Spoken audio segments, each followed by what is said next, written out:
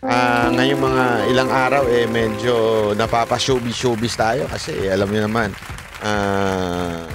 medyo wala masyadong balita, paulit-ulit na lang na balita ang nakikita natin. Kaya medyo maganda rin na pag-usapan natin ng showbiz, lalong-lalo na po tayo po ay galing ho din sa showbiz. Former artist. Hindi, ibig sabihin, ito po ay ating pamilyar ho tayo sa mga nangyayari ho dito sa showbiz.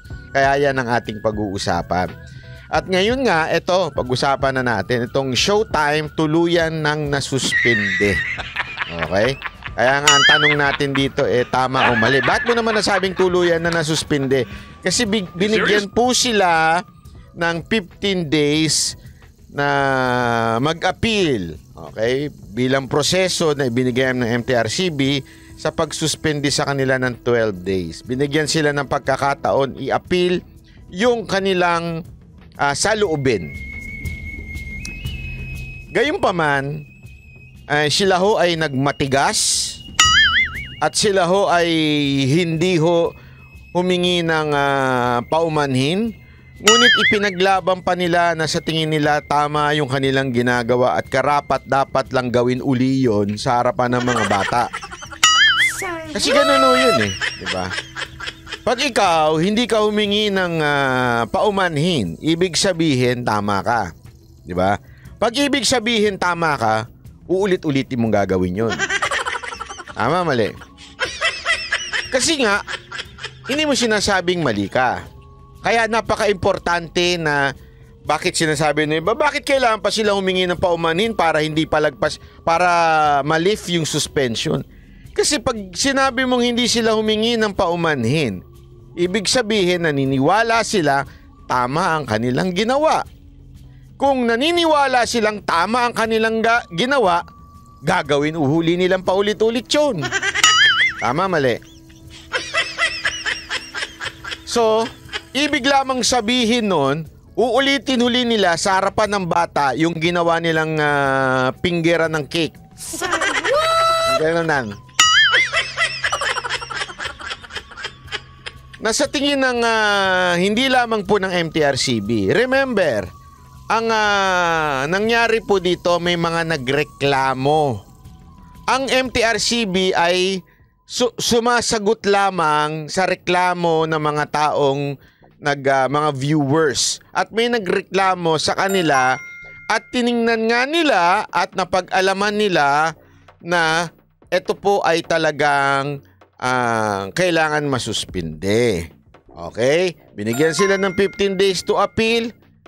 Wala ho silang ginawang pagsisisi, ngunit ipinaglaban pa nila.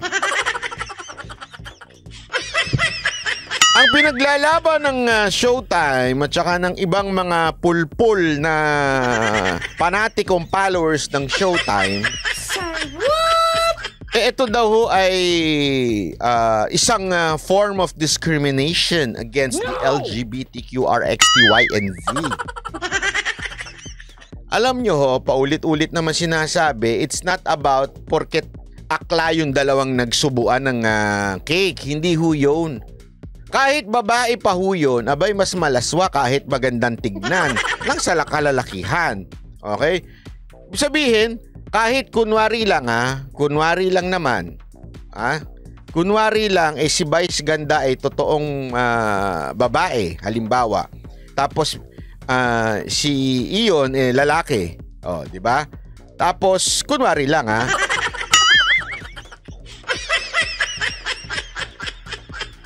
Tapos ganun ang ginawa. Hindi pa rin ho magandang tignan yun. Hindi dahil sila ho ay membro ng LGBTQRXTY and Z. Hindi ho yun. Kahit babae, lalaki pa ang nandoon, masagwa pa rin nung tignan, lalong-lalo na ho na sa harap ng mga bata at ito ho ay noontime show. Diba? So yun po ay, yun ang sinasabi ho. Kasi ito, ngayon,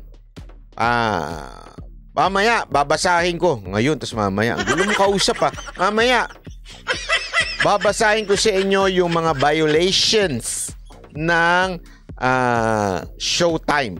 Okay? Buong report. Para maintindihan natin, bakit ba this time talagang kailangan na ho silang suspendihin.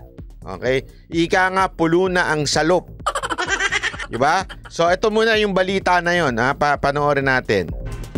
Dininay ng Movie and Television Review and Classification Board or MTRCB ang motion for reconsideration na inihain ng GMA Network at ABS-CBN Corporation.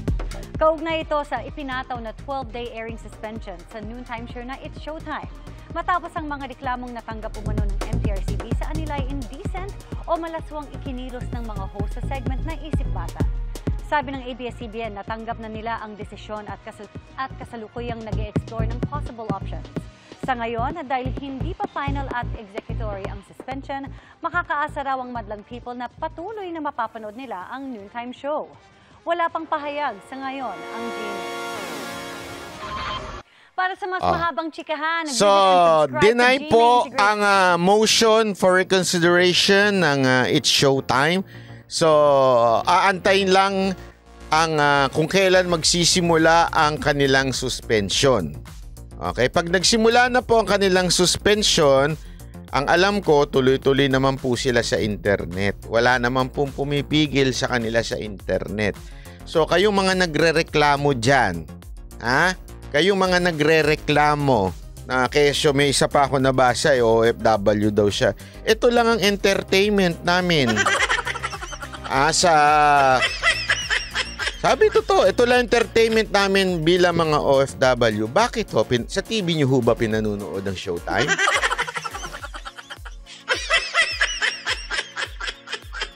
Meron ho kayong local channel dyan?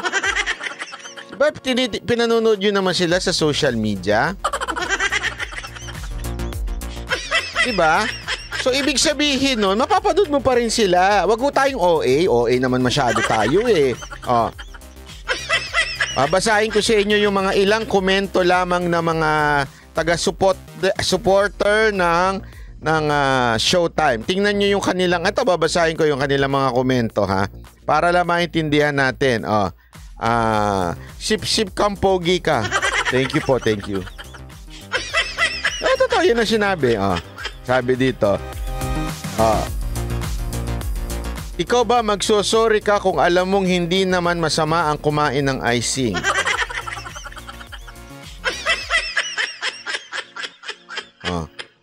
Hindi niya maintindihan na hindi naman yung pagkain ng icing ang issue doon. Sabi dito, naku. Unang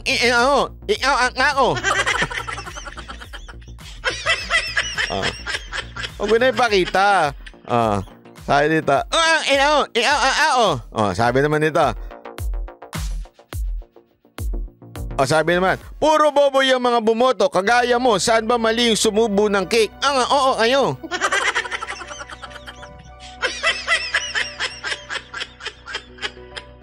Ito, alam mo, ito Eduardo. Eduardo Tiong. Makinig ka At saka Bernadette Ramirez. Iharap mo sa amin yung bata na anak ninyo. Halimbawa lang. Iharap nyo sa amin. Halimbawa lang. Yung anak ninyo, paupuin nyo sa harapan. Okay? Tapos yung Mocha Girl, si Chloe at saka si Bibi Jade, magsubuan ng icing gamit ang gato. Mga ganun sila. Hindi. Halimbawa lang. Kaya nga, yung mga nagsasabi dyan na mali. Okay? Yung sasabi nyo, mali yung suspension. Sige nga, ilagay natin sa harap sila. Tapos si Bibi Jade at saka si Chloe magsusubuan ng icing gamit ang daliri. Gagana sila. Tapos tell me kung hindi masagwa yun. Okay? Sabi naman ito, dapat yung MTRCB alisin yan. Wala namang silbi lang yan sa bayan. Siyempre. Sabi naman, nahimik ang walang ambag. Ha. Solid, it's showtime kami. Masama na, need lang namin stress reliever as OFW. G-Ziram, huwag kang mag-alala. Mapapanood mo pa rin na Showtime kahit wala sa telebisyon. Huwag kang OA. Sabi dito, ito pa, wag kasi... Vice ganda, wag kasi mag-aklaan sa TV sa harap ng mga bata.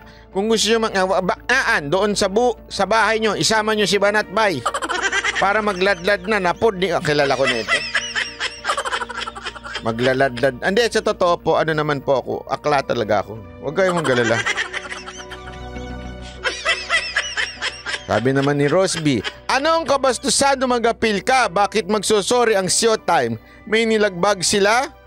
Kailan naging masama o kabastusan ng kumain ng icing gamit ang daliri? Kung walang tinidor o kutsara, paa gagamitin? Wow, grabe, ang talino.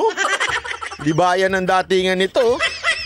Naging bastos dahil lang akla at lalaki na magkarelasyon ang gumawa. Pero kung si Ann at si Karil ang gumawa nun, hindi bastos yun, cute. Mind setting pa more. Bakit pa nagka-FB or any social media? Sige nga, gawin mo nga, Ann Curtis. Tingnan ko nga. Gawin mo nga, Ann Curtis.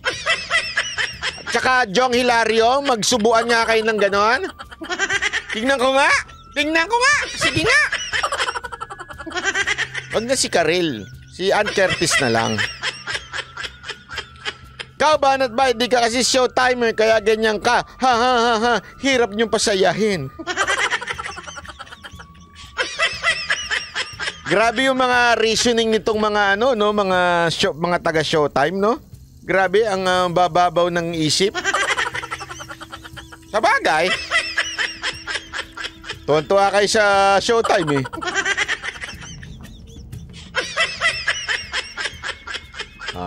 Eto ha, i-discuss natin yung violation, isa-isang violation ng Showtime para malaman nyo. Sabihin nyo sa akin kung sobra na ba at talaga nga namang deserve na nilang masuspinde o baka naman sobra yung pagsuspinde. Okay? So, unahin natin, di ba? Yung viewers tungkol dun sa Isip Bata, okay, ni-report yan July 25, okay, at yan ho ay pinagbasihan in accordance with Presidential Decree PD number 1986 and implementing rules and regulation. The respondent may file one motion. So binigyan sila ng one motion for 15 days. Okay? Ito yung prior warning sa kanila. Ito iisa-isay natin yung mga warning sa kanila. MTRCB case number 2023-0606-CL121. Facts. Inappropriate utterance of the word G-spot by host Jong Hilario and Vice Ganda during January 24, 2023 episode of its Showtime in violation of Section 2B, Chapter 4 of Implementing Rules and Regulation of Presidential Decree 1986. Decision. The board found the respondent, ABS-CBN Corporation, Zoe Broadcasting Network, and TV5 remiss in the performance of their respective function and duties required under the Implementing Rules RRR of PD 1986. Sa madaling salita, una, ginamit nila ang salitang G-spot.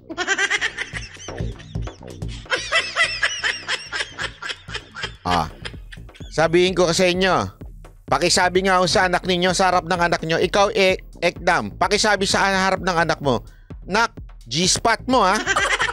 Tignan mo, protektahan mo yan G-spot mo. O baka hindi mo alam ibig sabihin ng G-spot. Ha? Hindi, kaya nga, ikaw na. Ekdam, medyo tagapagtanggol ka naman ng Showtime eh. Sa apo mo o kaya sa anak mo sabihin mo, oy, yung G-spot mo ha. Na-warningan sila dito. Hindi sila sinuspinde. Pangalawa, MTRCB case number 2023-0606-CL106. Okay? Facts. Inappropriate utterance of the word tinggil by host Bong Navarro. Ikaw, Bong Navarro, na ano ka nang hindi guilty, tapos ganyan ka pa. June 3, 2023. Ano sabi dito? Anong kanilang warning lang din? Winarningan ng board. Tinggil. Sige nga ho.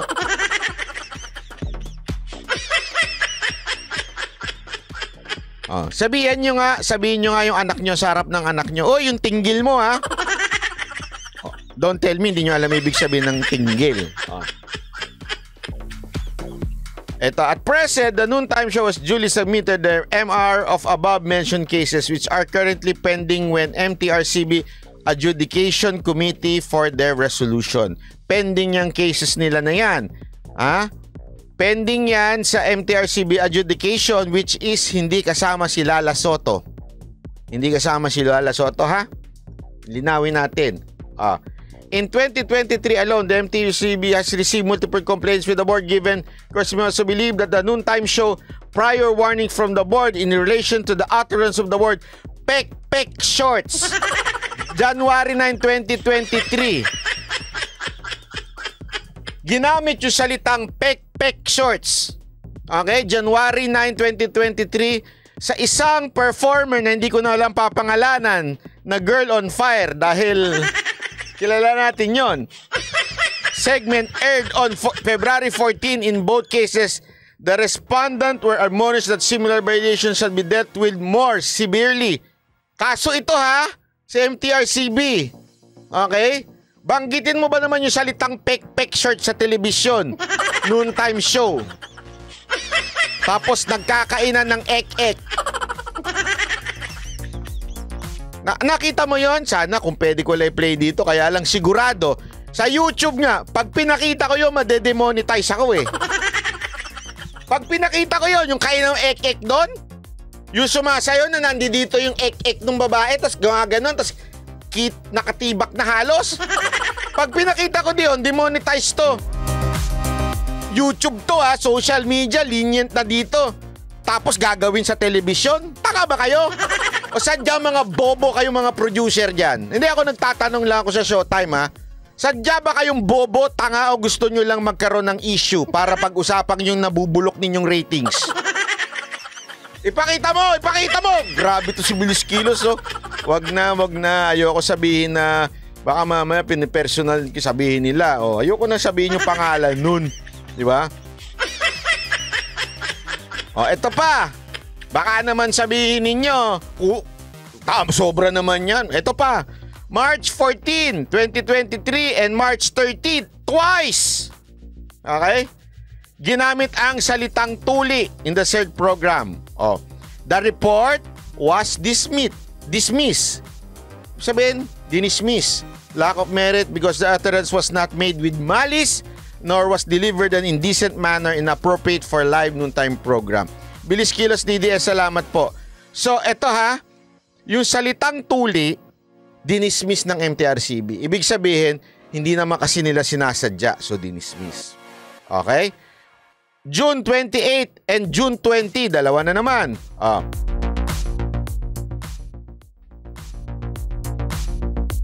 Ayan, ito. Grabe rin ito. Alam nyo yung inuhulog yung pera? Dali wala akong pera dito. Ba't ba ako walang pera? Yung meron silang palaro na hinuhulog yung pera. Halimbawa, ito yung pera, hihulog. Alam mo yun? Tapos, ito yung lalaki, ito yung lalaki. Tapos biglang pagbagsak, kailangan nilang ipitin. Alam mo yun? May pagkakataon doon na hindi nila naipit, tas naghalikan yung dalawa. Okay? Which is, alam naman natin, isa yun sa mga intensyon nung programa na yon, di ba? Para exciting. Yung dalawang lalaki doon naghalikan dahil doon sa programa, 2 beses yon. Winarningan lang sila, okay? Pero dinismiss yung kaso. Linawin natin, dinismiss yung kaso. Kaso makait talaga yan. Sino makait? Ako? Wala kang pakialam sa noontime show. Hindi ako nanonood noon. Hindi ako ganun. Tigil-tigilan nyo ako sa katsipan nyo, ha? Pasensya na, hindi ako magtsatsagang manood ng noontime show. Gigising ako. Anong pakialam ko sa noontime show?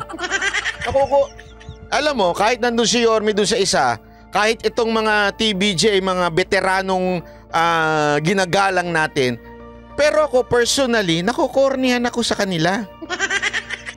Pareho. Hindi dahil sa corny yung si Tito Vic and Joey o kaya corny si Isko. Hindi yon. Nakukornihan na ako sa noontime show kasi matanda na ako eh.